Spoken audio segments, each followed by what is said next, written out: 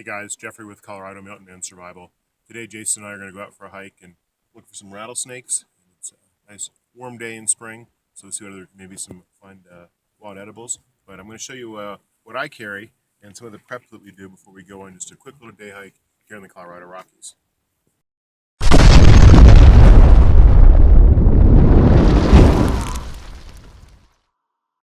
All right, guys. So as I said, we're just going to go for a little hike this afternoon.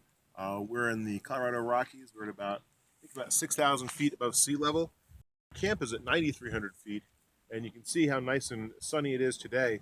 But 2 nights ago at camp, we got about 8 inches of snow. There's some pictures of that. That was a heavy, wet snow, lots of wind, kind of came out of nowhere and dumped a lot on us.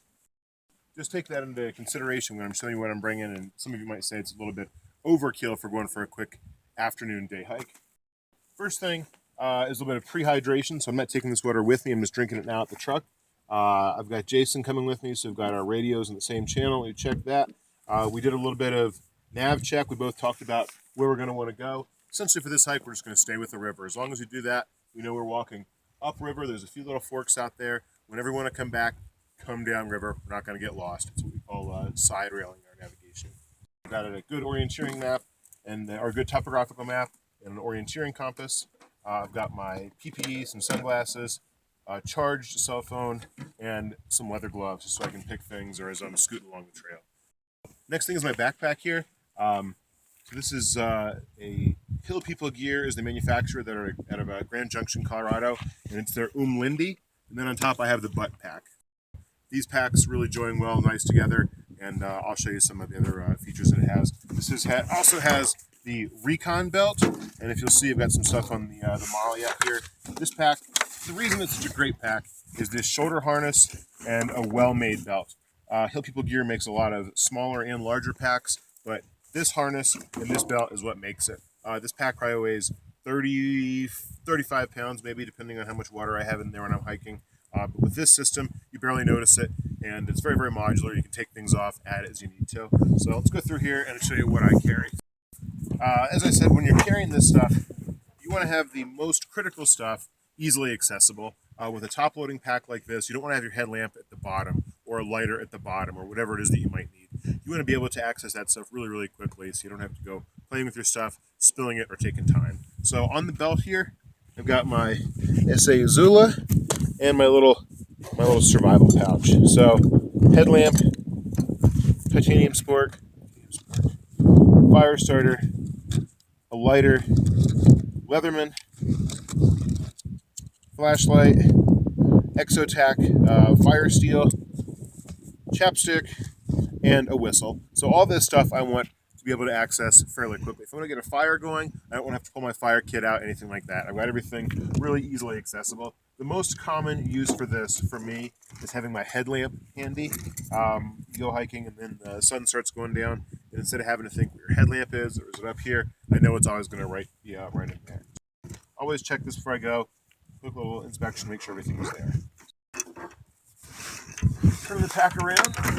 See on the front, I've got one of my outer shells. This is just a soft shell by Melanzana, really, really good. Probably adds some wind and some water resistance and a lot of insulation. So this is something that I could put on going from a t-shirt to a driving rain and the temperature dropped to like 40 degrees. This will definitely do it. For water bottles on the outside, I use the hip pockets. Nothing too exciting here. One insulated, one non-insulated, so I can bring some hot beverage, hot tea, whatever it is I'm drinking. This is the butt pack on top, and this is the Lindy here. So I'll do the butt pack first. It attaches very, very easily.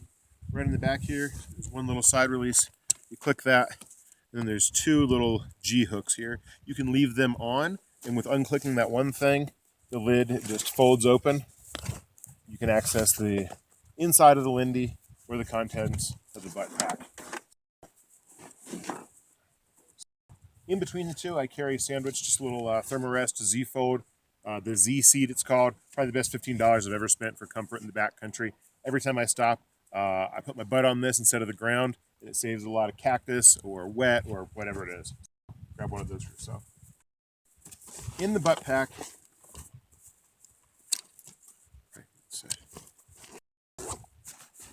open it up. I keep things in here that are fairly critical or that I would need to access quickly. I've got my cook set in here, a water filter, some basic hygiene stuff, bug spray. I just took that out, or I put it back in there today, and a little bit of food. So a few packets of tuna. Nothing too exciting in here. The concept with this is that I can take this off and go back to my little campsite, or take this to an area 20 feet away from where my main pack is, and set up, boil water, filter water, grab some spare batteries, whatever it is. I also keep my keys and my wallet in here for the most part, spare batteries. Where do you keep your other keys? My main keys are in there, actually. My spare keys I keep. Oh, yeah.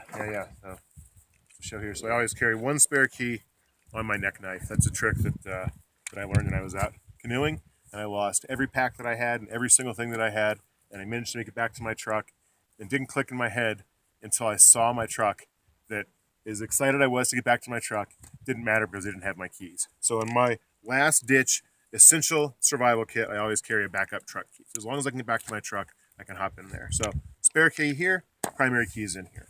So, all right. Take this off really easy with these two little G hooks here.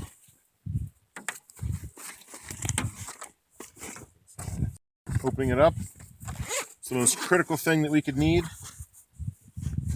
Got some nice hat here, different hat, spare water bottle. This is the non-insulated stainless steel clean canteen, so you can boil water in here. We have a bunch of videos about that. So that gives me about 2.5 liters of water that I'm in the field with. And medical kit. So I've got my full trauma kit here. I'm not going to go into the contents too much, just a standard blowout kit. A bunch of tourniquets, chest seals, gauze, hemostatics, decompression needles, trauma shears, nothing too exciting there. But I keep that so I can grab that first. I might even consider moving that to my belt at some point, but no, we'll see.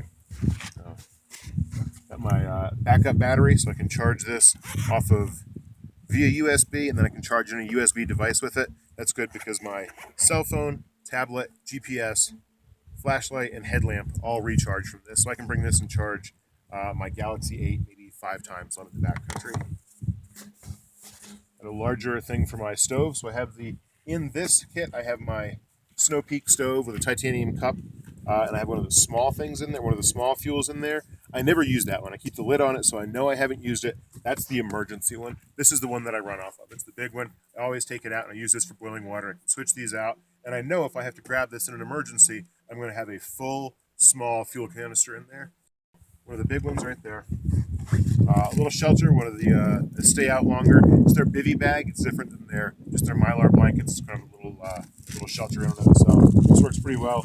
And like I said, for just a small kit, climbing into it, bad weather comes in, helps out a bunch. Got some food, just some nuts, dates, figs, nothing too exciting there. Got more food.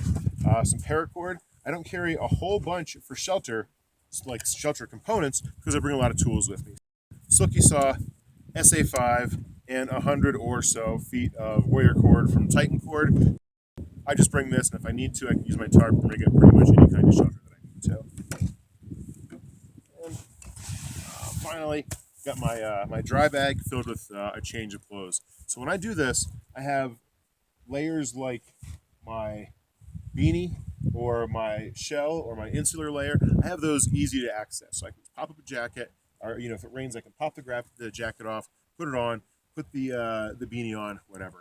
Everything in here requires a little bit of work, so I'm going to have to stop and put a set of long underwear on. I've got some extra wool socks, maybe an extra beanie. So I have a top and bottom for long underwear, wool socks, and a beanie. I always carry this in here, very at the bottom of the pack, because I'm not going to have to grab that in an emergency, and I carry it in my dry bag. So oh yeah, sorry, one more thing. So the very outside, I carry my little military tarp. This comes off really, really quickly. There's some paracord in there tied off on the little the night eyes, so I can tie it off really quickly and rig it up. I have that on the outside because if bad weather comes in, I prefer to get my shelter to come from a jacket or a hat. But if it's bad weather, lightning, things like that, and I have to huddle down really quickly, I'm gonna be able to pull this off, toss it out, string it up really quickly, and have my shelter set up. I can get underneath there, get my butt and my ground pad here, and start thinking what I'm going to do. All right, so that's what I carry with me for a day hike in the Colorado Rockies. We have all kinds of weather patterns up here that change it from a beautiful day like today, where it's in the maybe high 50s, to getting 8 inches of wet snow in the same day. Again, if people see this and say, "Man, that's a lot of stuff to carry just for a quick hike in the backcountry," well, just imagine how uncomfortable you're going to be if it goes from a beautiful day like this to sleeting and hailing and freezing rain. Not a big deal when you've got stuff like this. You can put another layer on, put your tarp up, start making some hot tea, whatever it is. Guys, thank you so much for watching. I appreciate it. As always, if you have any questions, leave them below and I'll get back with you as soon as I can.